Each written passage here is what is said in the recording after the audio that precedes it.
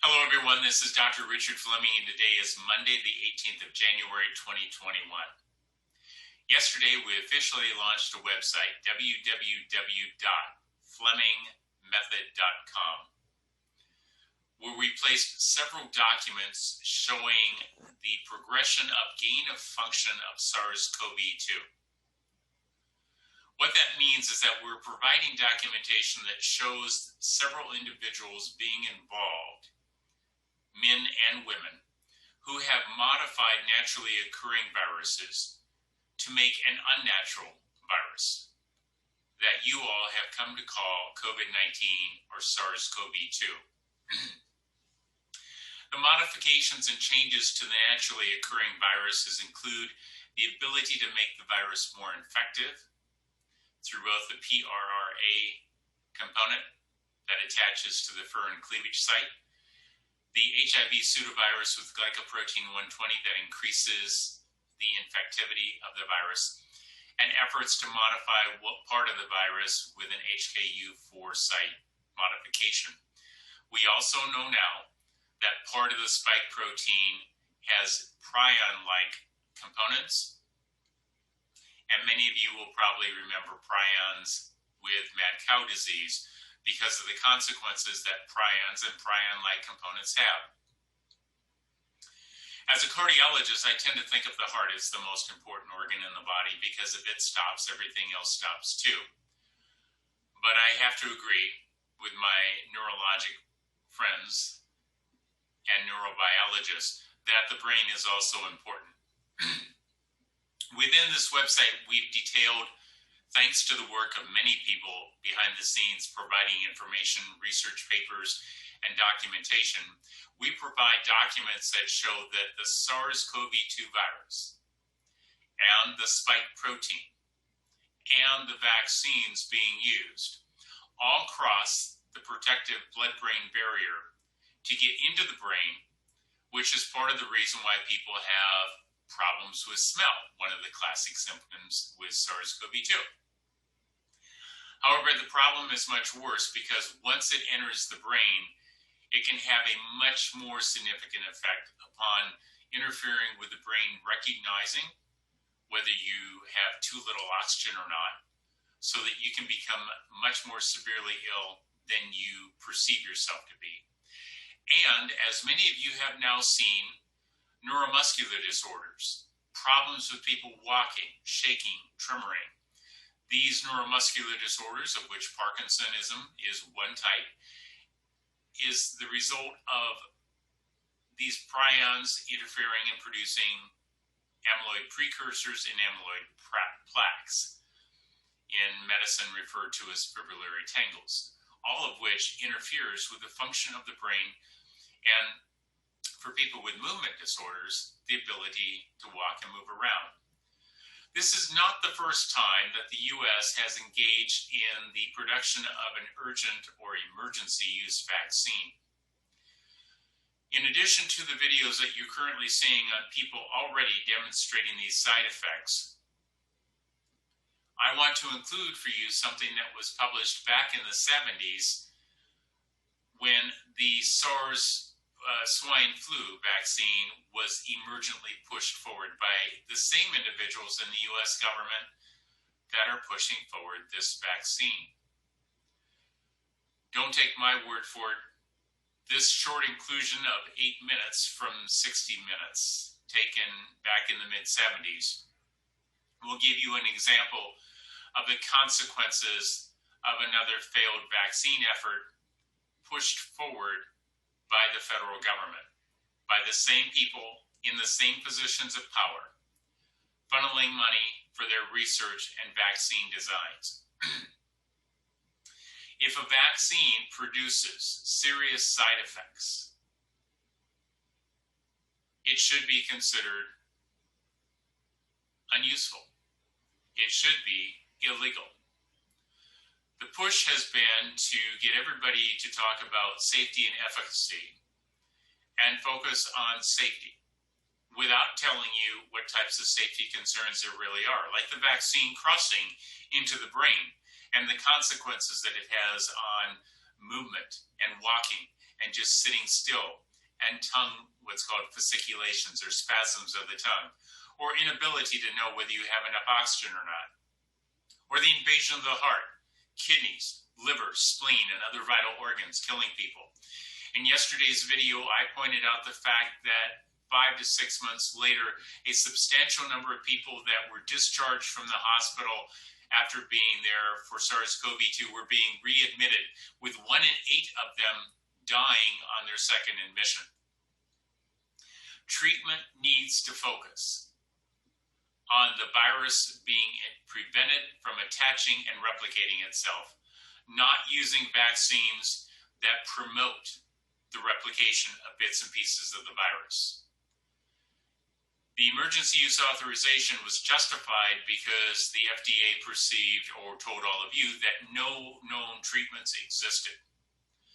There is a lot of data showing that treatments exist and are effective and are being used around the world, and American physicians are trying to get these drugs to be used.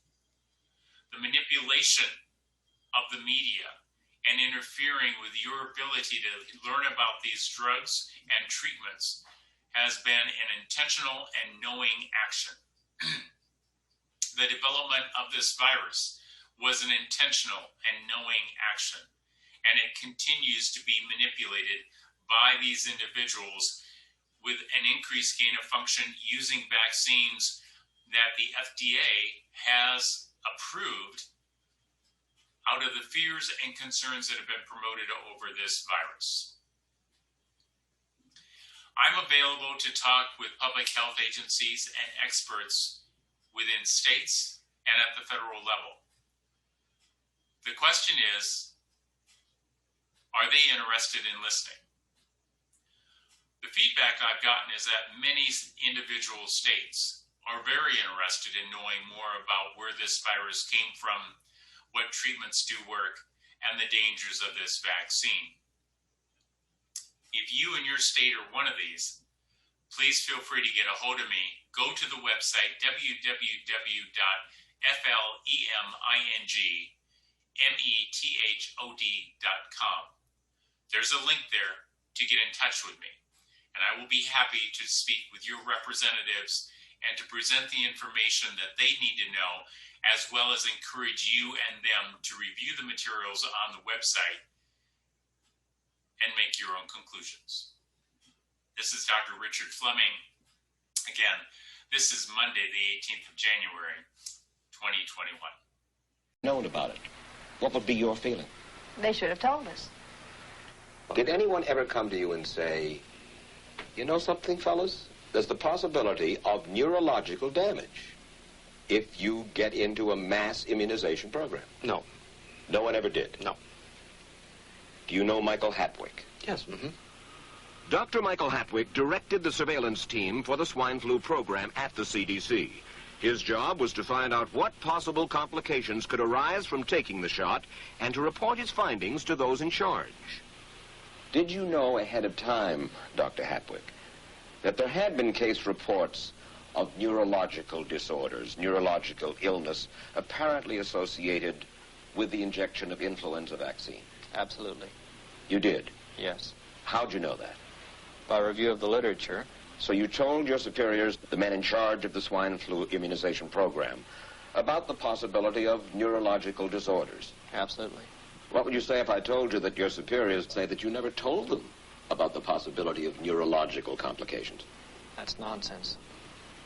I can't believe that they would say that they did not know that there were neurological illnesses associated with influenza vaccination. That simply is not true. We did know that.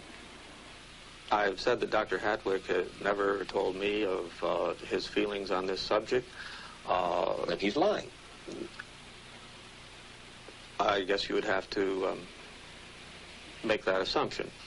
Then why does this report from your own agency, dated July 1976, list neurological complications as a possibility? I think the consensus of the scientific community was that the evidence relating neurologic disorders to influenza immunization was such that they did not feel that this association was a real one. You didn't feel it was necessary to tell the people that information? I think that over the years we have tried to inform the American people as fully as possible. As part of informing Americans about the swine flu threat, Dr. Sensor's CDC also helped create the advertising to get the public to take the shot. Let me read to you from one of your own agency's memos planning the campaign to urge Americans to take the shot. The swine flu vaccine has been taken by many important persons, he wrote. Example, President Ford, Henry Kissinger, Elton John, Muhammad Ali, Mary Tyler Moore, Rudolph Nureyev, Walter Cronkite, Ralph Nader, Edward Kennedy, etc., etc. True? I'm not familiar with that particular piece of paper, but I do know that at least of that group, President Ford did take the vaccination. Did you talk to these people beforehand to find out if they planned to take the shot? I did not know. Did anybody? I do not know. Did you get permission to use their names in your campaign? I do not know. Mary, did you take a swine flu shot? No, I did not. Did you give them permission to use your name saying that you had or were going to? Absolutely not. Never did. Did you ask your own doctor about taking the swine flu shot? Yes, and at the time he thought it might be a good idea. But I resisted it because I was leery of having the symptoms that sometimes go with that kind of inoculation. So you didn't? No, I didn't. Have you spoken to your doctor since? Yes. And? He's delighted that I didn't take that shot. You're in charge. Somebody's in charge. This is your advertising strategy that I have a copy of here. Who's it signed by? This one is unsigned. But you'll acknowledge that it was your baby, so to speak. It could have been from the Department of Health, Education, and Welfare. It could be from CDC. I don't know. I'll be happy to take responsibility for it. It's been 3 years now since you fell ill with GBS, right? Right. Has the federal government, in your estimation, played fair with you about your claim? No, I don't think so. It seems to be dragging on and on and on, and really no end in sight that I can see at this point. With respect to the cases of Guillain-Barré, allegedly... Former Secretary of HEW Joseph Califano, too, was disturbed that there was no end in sight. So a year and a half ago, he promised that Uncle Sam would cut the bureaucratic red tape for victims suffering from GBS and would pay up quickly. We shouldn't hold them to an impossible or too difficult standard of proving that they were hurt. Even if we pay a few people a few $1,000s that might not have deserved it, I think justice requires that we promptly pay those people who do deserve it. Who's making the decision to be so hard-nosed about settling? Well, I assume the Justice Department is. Griffin Bell before he left? Well, the Justice Department agreed to the statement I made. It was cleared word for word with the lawyers in the Justice Department by my HEW lawyers. And that statement said, in effect? That statement said that we should pay Guillain-Barré claims without regard to whether the federal government was negligent if they resulted from the swine flu shot. I think the government knows it's wrong. If it drags out long enough, that people will just give up. Let it go. I am a little more adamant in my thoughts than my wife is, because I told Judy to take the shot. She wasn't going to take it, and she never had shots. And I'm mad with my government because they knew the facts, but they didn't release those facts because if they had released them, the people wouldn't have taken. And they can come out tomorrow and tell me there's going to be an epidemic, and they can drop off like flies next to me. I will not take another shot that my government tells me to take. Meantime, Judy Roberts and some 4,000 others like her are still waiting for their day in court.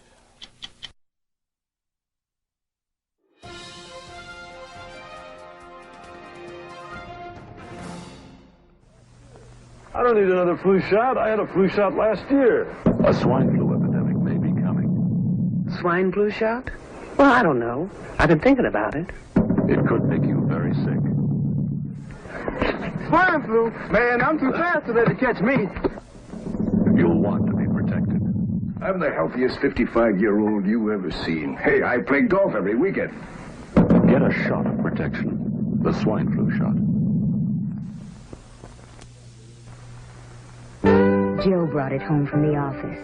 He gave it to Betty and one of his kids and to Betty's mother. But Betty's mother went back to California the next day. On her way to the airport, she gave it to a cab driver, a ticket agent, and one of the charming stewardesses. At school, Joe's kid gave it to some other kids, and Mrs. Merrill got it and gave it to her husband. In California, Betty's mother gave it to her best friend, Dottie. But Dottie had a heart condition and she died. But before she died, Dottie gave it to her girlfriend, the mailman, the paper boy, and the vet when she went to pick up her chihuahua. If a swine flu epidemic comes, this is how it could spread. You'll want to be protected, especially if you're elderly or chronically ill. Get a shot of protection, the swine flu shot.